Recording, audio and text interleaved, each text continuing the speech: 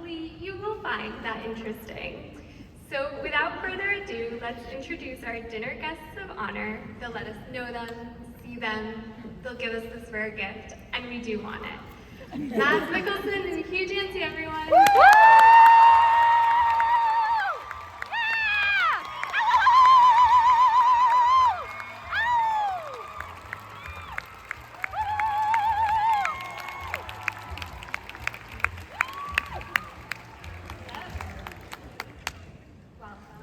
Good evening. Good evening, Boston. I always wanted to say that. Well, we're making dreams come true here tonight. So, if my math is correct, while the show was airing, the pair of you did precisely one panel together. And in the 9 years since the show ended, you had one virtual appearance together, Nerdist Hannibal Reunion. Now you've had 3 panels together in 3 months. I think we're all very curious to know. How did this Hannibal Reunion tour come about, and how do you feel about the fan reaction to it? Well, it's great to see all the flower crowns, and apparently also now on stage. That's right, we're invading. So we're expecting some different kind of answers, or questions, maybe. No, it's fantastic that it's been 10 years since we started, or 11 years. And it's still with you guys and with us.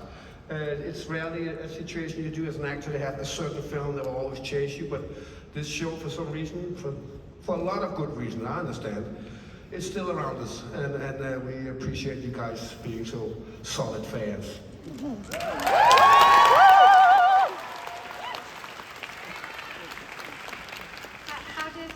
How did you start doing these panels again? Did it just happen? Someone called you? They were like, well, I think there's so much fan engagement with the show that if we're going to be around here and meet people, it seems crazy not to sit in front of you and answer your questions. Most of them are very welcome. And will we see more stops on the tour? Don't know. Good question. More panels? Yeah. Yeah, if you can find a room. We'll find the room, you show up. Great, so Hannibal often sees characters returning obsessively to particular moments in time, wondering what might have happened in some other world. Fans, of course, do the same. One moment I want to return to is in Digestivo. After Hannibal saves Wolfram Mason, we see him working on time travel equations by Will's bedside. Mads, if Hannibal cracked the code and could reverse time at that moment, what point do you think he would have gone back to, and what would he have changed?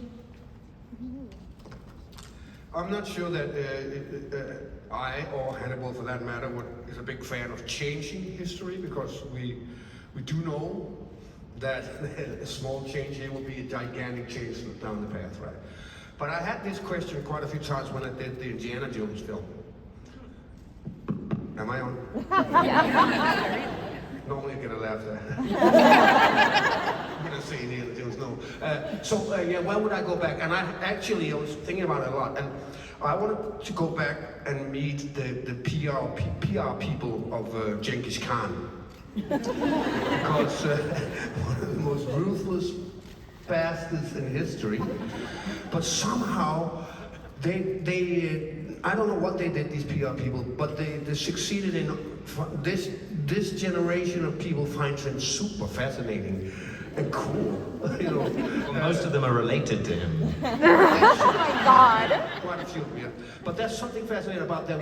We look back on a man and a part of history as one of the coolest part of history. And then we realize, oh yeah, but he also did a lot of rape and killing, that's true, yeah. So yeah, go back and meet Genghis Khan and see how he pulled it off. So you don't think Hannibal was trying to change any time when he was working on his time travel equations? He was just... No, I think he was just curious. No, I mean, yeah, he does like to play God in a sense, but even for him, I think that would be a little too much. Okay, fair enough. And Hugh, what about Will? If in the final moments of the series, he somehow unlocked the secrets of time travel, do you think he would turn back time? Rather than fall off a cliff? Yeah. Yes, I do. Where would he go? Where would he go? pretty much anywhere, you know.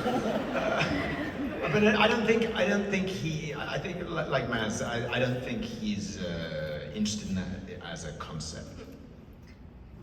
So on the topic of time, is there anything you felt was a core truth about your character while you were filming that you changed your mind on since the show concluded? Not changed my mind. No, I think you know, as Brian was writing the show over the course of 3 years, it develops. So maybe the understanding, and through the process of just filming it, right, and doing the work, you come to a deeper understanding. But after that, no. What I found is that I meet a lot of people who have almost a much better understanding than I do.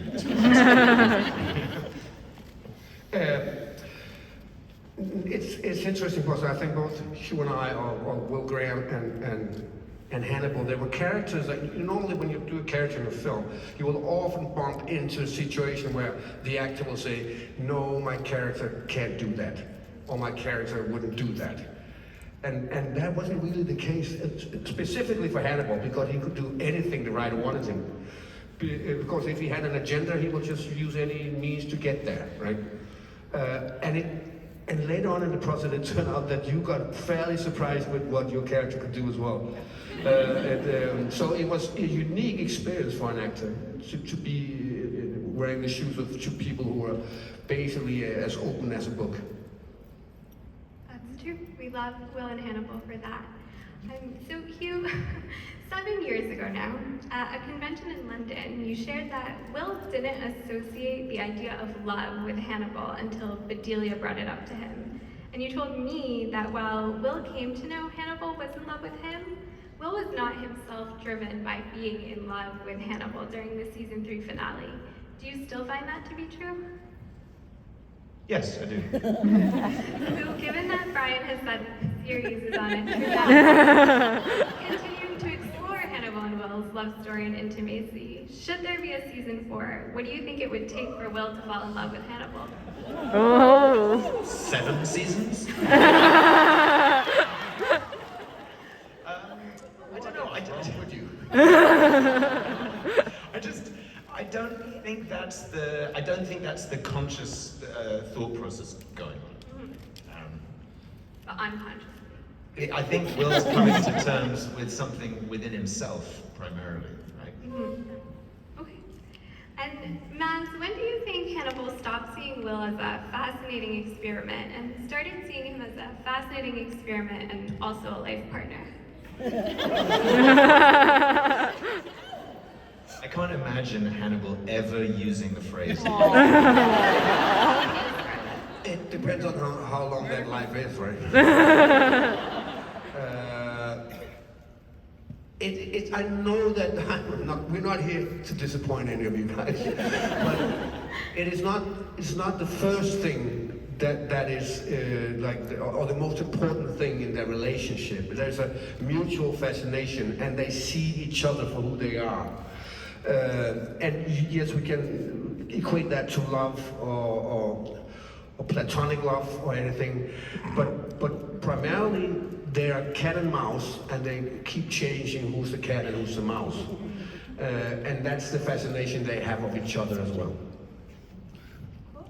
And a little in love. Okay. Ow! A break at the top of the cliff, gazing into each other's eyes.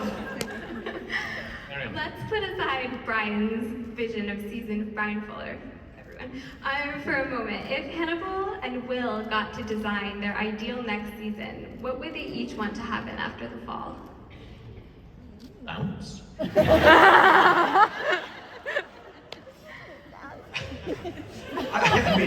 I feel I'm not sure that I can agree with the premise of the question, because Brian is the architect, right? That's really true, and it's his vision, right? It's his. Every time we arrived at a new season, for the 3 seasons that we did, Brian would talk to me, but as we were finishing one, he'd say, "Yeah, this is what I've got in mind." Like, "Oh my God, that's amazing, Brian!" And then we'd show up the next season, it would be completely different, and he would have just in the interim period have had some time, and his various sources of inspiration and dreamt up something that was surprising. Right? And I remember equally when we talked about the end of the third season, not knowing that it would be a kind of final, he talked to me, he said, I've got this in mind, what do you think? And I said, yeah, it was quite late in a bar. He said, yeah, here's what I think. And I said what I think, and he was like, yeah, fantastic, and then just ignored every single thing I said. That felt good. So Brian is the captain of that ship. I'll have to call Brian into the Hannibal reunion tour next time. Great. We wouldn't get a word in. This would be 8 hours. Let's plan accordingly. Great, so you both previously shared that a potential season 4 could pick up at any point after the Wrath of the Lambs. And although, you don't want to disappoint us, Brian has said that it might answer the most asked questions about Hannibal and Will that Google has to ask, including, will they kiss, die, love each other, kill together, date? If we followed real time and see... There was very little killing in that. There was a lot of stuff going on. I said kill once, but... But if we followed real time and season 4 happened after nearly a decade of Will and Hannibal existing together, what do you think their relationship would look like, and what would have changed between them?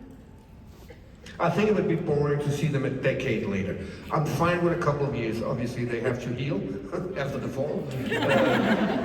But I think a decade we'll be missing out on something crucial, because then it would just be a couple. Unless they haven't been together, right? Unless Will's been in a hospital for Sure. years, which I can imagine. So they landed in different ships when they fell off. Yeah. Will has one strong arm, another strong arm, and they kind of... So do you imagine it would pick up a few? Well, look, it's nice of Mads to imagine it, but I'm not sure that only 2 years having passed is very realistic at this point. No, I mean, we'll have to cheat a lot, right? But, it was just a rough 2 years. there is such a thing as AI today. So, Mads, you reunited with Brian on the upcoming movie Dust Bunny. Is there anything new you can tease there? And who do you think has the better wardrobe, the mysterious neighbor or Hannibal? Yeah, well, actually, Mr. Dancy can answer that question. He's seen the film. Oh my god! It's excellent, I can say that. Maz is excellent, as you would expect. The wardrobe is fantastic. It's very different. What would I personally choose to dress as? I'm gonna go with the neighbor. I don't think I want to wear Hannibal suits every day. I want to dress like, don't know. Yeah, okay, let me put it this way.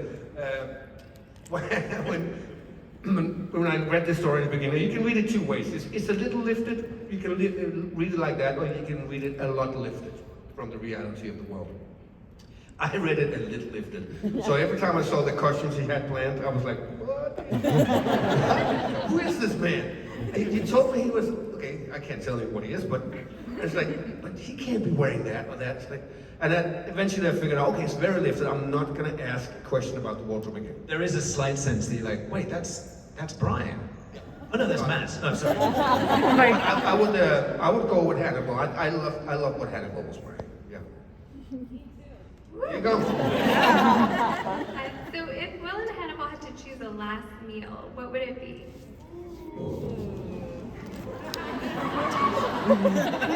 I guess you're meaning together, right?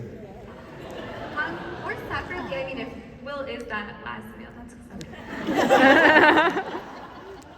What was that? If you were the last meal. I think that's entirely plausible. Yeah, it's got to be something with kidney, right? Yeah, some kind of offal. Yeah. It's vanilla kidney from Korean style barbecue. Yeah. Could be. Delicious. Will, I mean, you? Honest truth, I don't think Will cares very much. 2 shots of whiskey. Been cooking for 3 years for you. Have you been lying to me all this? You always like delicious, fantastic. Didn't give a shit. You just wanted Burger King, right? If you had to eat a painting, What the painting? Which painting would you choose to consume? Very small one. One made out of gummy worms. If Mona Lisa was rude, I would probably pick that one. Also because it's such a historical thing, and I think Hannibal really appreciate that people would talk about him again and again. As a fan of Mona Lisa. Season 4. That's his vanity right there. If one of your other characters could cameo on Hannibal, which one would you choose, and would they get eaten? There we go, that's my question. You want us to pick a cameo? Yeah, if one of One your of other our characters from another show, Come to Hannibal. another job. Yeah? Had to go and visit the Hannibal show. Is that what you're saying? Yeah, if you wanted, yeah, anyone. And would they get eaten if they did? Would they get eaten? I played a cannibal before. Sven? It's a different one. It's kind of out of necessity because he's called Sved. Sven! He's from a film called The Green Butchers. And out of panic, he kills an electrician one day, and then he starts chopping him up and selling him as chicken. And it's a huge success. He eats it as well himself. I think that would be fun for him to be in the Hannibal show. Have a partner in crime. I don't think he belongs there at all.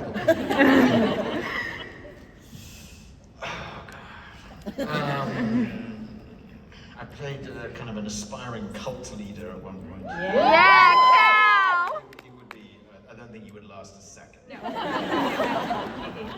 Hannibal would eat him.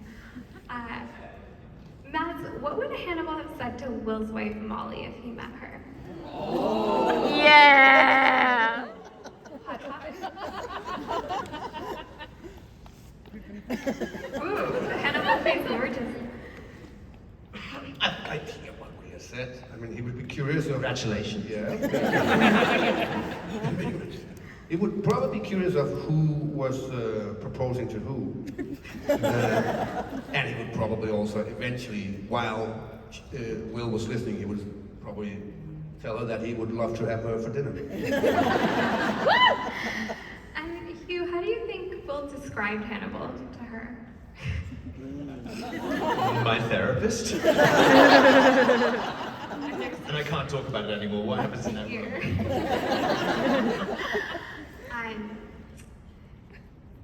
When will you make a movie in Denmark, Hugh?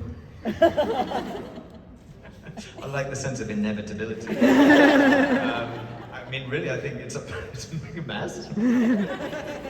Yeah, he's working on his stage. Say something funny.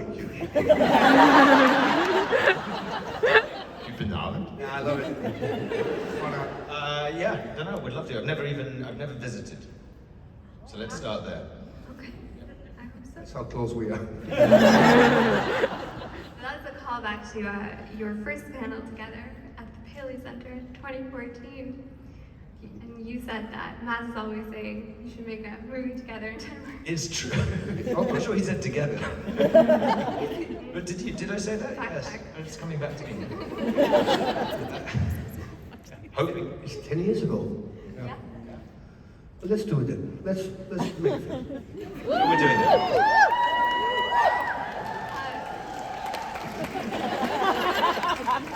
Matt, while on the run together, which of Will's habits might come to great on Hannibal, and vice versa? Let's say that again. Oh, which of Will's habits might come to great on Hannibal if they were on the run together? Come in handy or what? Oh, To annoy him. Annoying, yeah. 1,000 dogs trailing. It's like the easiest way to spot us. Well, can you get rid of at least one of them or two? That would be annoying, wouldn't it? And no vice versa? It's so fussy. The cutlery is not straight. Would Will turn the cutlery at just a little angle just to get under his skin? I feel like I'm recruiting on No. couples therapy right now. I don't think he would care. But I think he would notice the... And so, what is the first thing you think Will and Hannibal would do in Cuba? Are we in Cuba now? Yes, it's their season. We're in Cuba. It will take place according to What are we doing in Cuba? What's he rum? Cigars and stuff, but I mean, wow. They probably would dig out the Fidel and have a dinner. I'm sure that Hannibal would love to have that on his bucket list. Mona Lisa, Fidel, Hemingway, let's go to one. Pushing it all tonight. Great, so I think we can turn to fan questions in a moment. Let's get to some obscure questions. Line up now. But before we do, Hannibal has a habit of changing the lives of people who watch it, whether in small ways, like being able to better identify what good TV is, or in major ways, like bringing them community and friendship. How would you say Hannibal changed your lives? I don't think, it's hard to say that, I mean, there's not one part of one film that changes your life, but it has an impact on your life, right? And obviously, we've now known each other we worked years ago, my first film over there, and then we reunited on Hannibal and are really good friends, and a lot of the other people from the show, we're still in touch with them, and it's a rare opportunity for an actor to work on something for 3 years. Obviously you can do it in TV, but something that keeps developing as crazy as this one did. So it was always a challenge to be on that show. And it's a very, very rare opportunity for an actor. So it's something that will always be with us. But whether it changed or not changed our lives will remain unanswered. Completely agree, but it's just an indelible part of our lives now. Absolutely. Okay, I think you can line up for questions. There's a mic over here. I'm going to remind you to ask one question only, and usually we say no spoilers, but that ship maybe sailed. I think I blew that one already. No spoilers, but you know. And no like requests for voices or recordings or anything like that. Okay. Hello, my name is Danya. Thank you for being here. My question isn't really related to any of your work, but it's just a question I ask everyone. If you could go back in time in history, when would you go back to? Well, he's already said Genghis Khan, isn't he? And you know, weirdly, me too. What about Genghis Khan up here? No, I don't know. I don't know if this is an answer to your question, but I've never had any curiosity about going back to any particular period of time. But I am reading books at the moment about like Tudor England and the reign of Henry VIII, which is increasingly clear to me was batshit. And I'd be interested in that. Or go back and see how they built Göbekli Tepe. And that's completely silent in here. So it's a civilization that is probably 12,000 years old, like 5,000 years before the pyramids, and as immaculate built, and nobody has an answer to how they did it. That would be fun. Not to the heat. The potatoes? No, I'm good. Had enough. Okay, hi, I'm Abby. I have a question specifically for Hugh. In Mizumono, it's such a complicated episode. What was your process as an actor, specifically during the moment where he says you were supposed to leave? What was your process as an actor of developing Hugh's, or not Hugh, Will's thought process and your own when you read that line? We had talked about it. I mean, not so much between ourselves, but I had talked about it with Brian, and I know Maz had as well, like the trajectory of that season, and that, not that specific moment, but everything surrounding. But ultimately, you know, Brian sat in his apartment way up over Toronto, probably writing it at 4 in the morning, and it arrived, and I think I just wanted to show up and do it, and it sounds like it's a disappointing answer, but No, it makes sense. it's not really something you can necessarily prep for. You know, there was just try and be responsive. And there's a lot in there. I mean, it's very brutal and it's very ugly and it's very upsetting. But there's also a lot. You have to kind of suspend your disbelief quite a lot. There's a dance that they're doing. So it was just a matter of playing it out and seeing what happened. Cool, thank you. Hi, Oh, so Hello. okay, all right, so, hello, my name is Hannibal, and I have a question for both of you. If you could pick a character from any of your movies to like meet the other one's character, who would you pick? Like any film, any show. So like one of my characters meeting one of his characters? Yes. that's a fandom thing. It's called the Hannibal Extended Universe. This is hard because it involves side conversations. Let's see. I mean,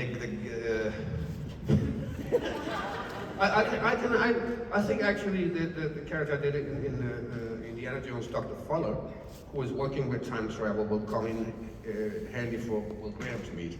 Rewrite the whole thing. Yeah. I played a kind of guy. I mean, there was a lot going on in his life, but he was kind of owned a wine bar. This is in the Big C.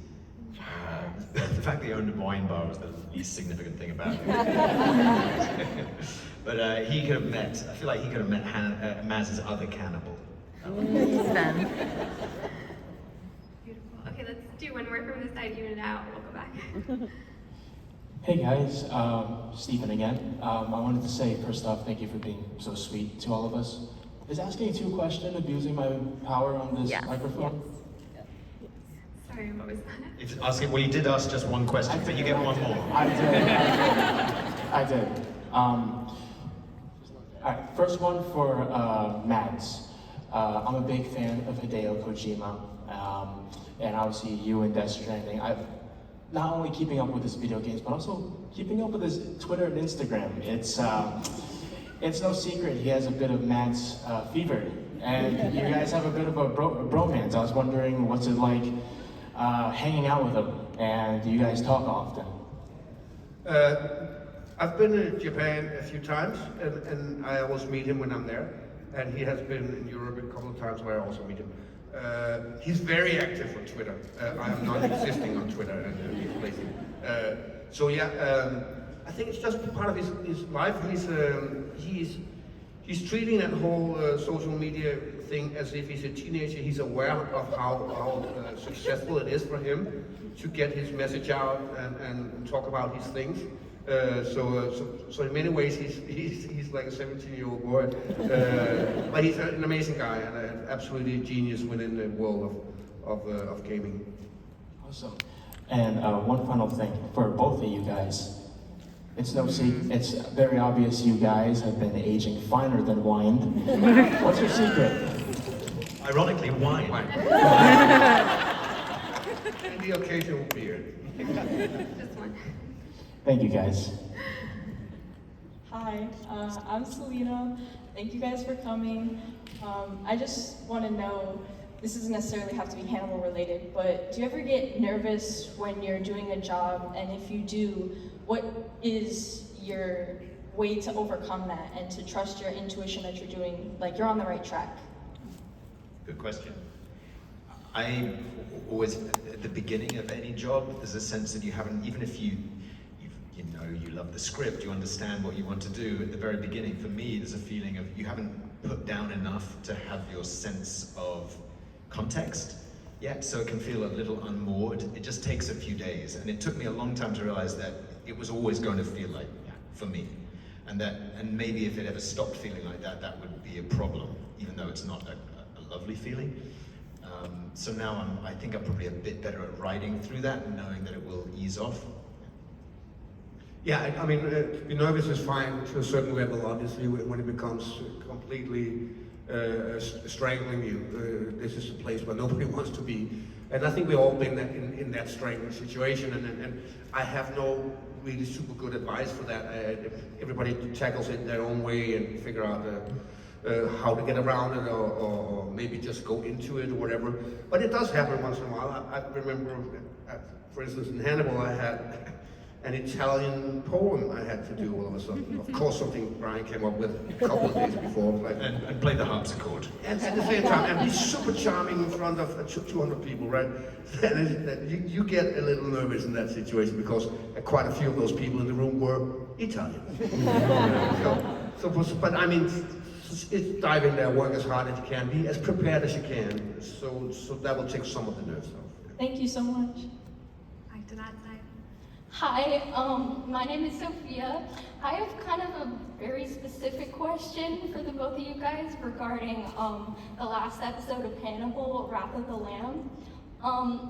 Between when Hannibal and Will escape the prison van and go to the safe house that they go to before they fight the Red Dragon, there's a bit of a time skip because it goes from daytime to like what seems like midnight. What do you think they did in that time? Each other? I mean, like, you can say anything. I'm not looking for anything specific. But I mean, like, do you think they discussed, like, the strategies to attack him? Or, like, what? No, or just sat there in silence. Well, there is a puzzle of mine that's open. I guess they've had a few. But Yeah. I guess it's also a question for the audience. What would you like?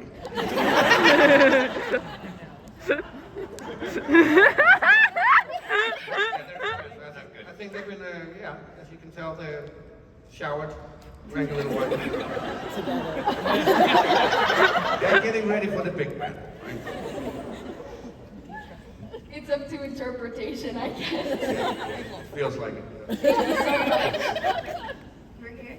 Hello, my question for both of you is, what is your interpretation of the end of Hannibal Season 3 between you two, and what personally do you think would come next in that storyline if it was ever continued, especially after we see Bedelia at the dinner table? Well, my interpretation was that Will was not planning this is going to spoilers, okay?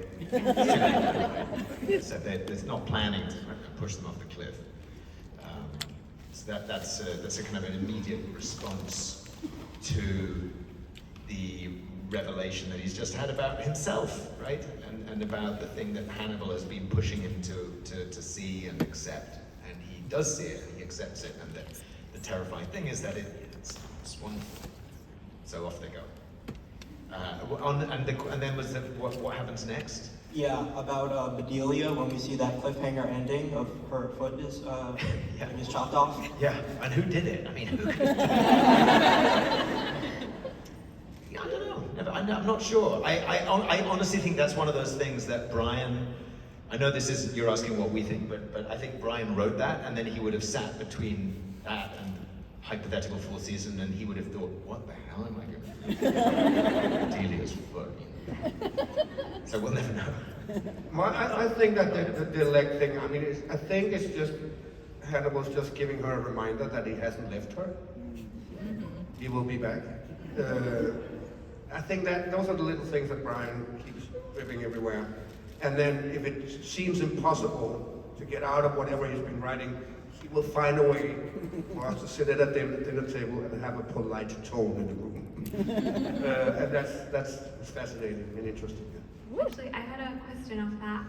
There's an alternate ending scene where Will and Hannibal are kind of sitting in the chapel together and they're like bathed in light. When you shot that, like, do you remember what the direction around that was? Like what that was meant to represent? Not only do I not remember the direction, I don't remember the scene. That could be quite easily be a scene from a previous episode. I think it was, and then taken and placed, because that set, I think, may not have existed anymore by the time we filmed. That was in Florence, if anything. What's that? It was in Florence. It is. Yeah, well, we built that chapel in Toronto as well. They rebuilt the interior of that chapel. Yeah, I didn't even remember I've been in Toronto. Thank you. Genghis Khan. Hi there, my name's Danny. I think that music is very powerful, and obviously the soundtrack to the show is absolutely phenomenal. I was wondering what both of your top albums are right now, and what do you think that Will and Hannibal are listening to? Cuban music. I think we have to about to talk imagine about what what I Hannibal is forgot. listening to is in the film constantly, right? Yes. So, Yeah. I don't have, I'm not big on the music scene. I don't go out and buy albums in the sense. I have a tendency to fall back to the 60s and 70s and listen to all that boomer shit. It's Pink Floyd, it's Doors, it's old music. Yeah, I don't have an album on repeat right now. I do that, but I just don't have anything on the go right now. Thank you. Right here. Hi, my name is Sarah. So in season 3, we get to see Hannibal's Mind Palace. It's obviously the chapel, but we don't get to see Will's Mind Palace. I was wondering, one, what you think Will's Mind Palace would look like, and also, and also your personal mind palaces as Hugh and Mads. Well, I think you see Will's mind palace in the sense that he's fishing, right? You see it, that's where he goes. I mean, whether he'd place things in it in the same way, that's my understanding of a mind palace is a kind of mnemonic device, right? But I think that's the interior world that he builds for himself as a refuge. Like personal mind palace, it's probably a pub in England somewhere. I'm sure that's what you're meant to use a mind palace for, but... Has he ever been to England? Will. Me? If I had one, I wouldn't tell you. But I can tell you what I do for kind of clean the brain out and feel comfortable. Well, I don't know how comfortable I am there anymore. But I ride a racing bike, and when I go on that a couple of hours, it's a nice place to be. So, thank you very much. We are closing in on the end of the panel, so I think we could do like a couple more from both sides, and then we'll have to sadly wrap it up over here. Hello. I'll have to ask, what's your favorite scary movie? Quite a big fan of The Shining. For me, as a kid, it was the first Halloween film. Yeah. Because my brother had seen it, and I wasn't old enough to see it yet. Yeah. And he kept saying, and then what happens? And then what happens? So he told me the entire film like 150 times. And so when I eventually snuck in and saw it when I was 13 or something,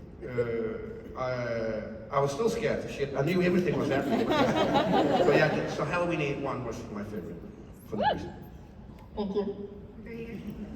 Hello. So, not directly about Hannibal or Will, but if the show had continued, do you think Gio would have played a role at all? Maybe helping them on the run or something? Who would have played it? Gio. Gio. Maybe, yeah. I don't know how, helping them on the run necessarily, but yeah. Look, again, this is something that Brian does par excellence. Is he's like, well, he's back. He's dead. He died 3 times. We ate him. You know, and he's back. So yes, I think probably everybody would be there. We're all in Cuba. Oh hi. So true, Dusty. Whatever happens, they would definitely knock on the door to Chilton. Just to make sure that he still has a pulse. Thank you. Over here. So, thank you for being here, first of all. If you were a soup, what kind of soup would you be? Like the food, like chicken noodle, whatever. Like you as Hugh and Mads, what soup would you be? I'm specifying as Hugh and Mads. Yes. Not Will and Hannibal. All right. I mean, I can tell you what I like. I've never sat down and like spent a couple of minutes on what kind of soup. I had a pho soup, a Vietnamese soup today. I really liked it. I really don't want to be it. Right. I mean, in a way, your goal would be to not be appetizing. A kind of watery, undesirable soup. Spiritually, like what soup? I would like a soup. But we haven't smoked as much weed as you have.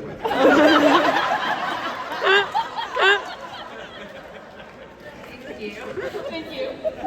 Over here. Hi, it's a great honor to be here. Big fan of both of you, not just Hannibal. I'll be quick because I know our time is running out. But my question's for Mads specifically. you're probably aware of this, but one of the standout lines in the show, which was also in the Hannibal book and the Hannibal movie, the line, I won't quote it, but it's about a fox and a rabbit. In the show, that line was changed from Mason Verger to Hannibal, which kind of makes sense because it's a very Hannibal Lecter-esque line. My question for Mads is, I was wondering whether you were aware of that, which I'm sure you were, and then if that played any role in how you really delivered it in such a different way than Gary Oldman did in the original and made it your own. I wasn't aware. I did read the book, but then again, I mean, as she was saying, Brian is mixing everything up, right, constantly. Other characters are now taking out this arch in the story that somebody else has done previously. So I didn't go around fiddling with a line and call up Brian in the middle of the night going, Brian, this is not my line. Because he would do that constantly, right? So, but I wasn't aware, so I'm grateful you told me. Thank you very much. Let's do the last one over here. Hi, I'm Marielle. I just had a quick question for both of you. So if you had to choose, like, maybe a role... Yeah. Chicken noodle is the right answer, by the way. But if you had to choose, like, a role that maybe you connected with, this is subtracting Will and Hannibal, maybe you connected with or you wish more people saw, like, what would you choose of yours? I don't know about connecting with or that I wish more people saw it. But it's true that the movies that you love are not necessarily the ones that you know were widely seen. I made a movie called here it was called Beyond the Gates. In England it was called Shooting Dogs. Yes. Well, that was just an amazing experience, and I think a good movie. So there you go. Okay, perfect. Thanks. I made a small independent American film years ago called Arctic. Yeah! Okay, so I can't complain. But I mean, we didn't anticipate it would be that small. So yeah, I think it's a great film. I'd love a lot of people to watch it. Thank you so much. Okay, thank you, everyone. I think that's all the time we have today.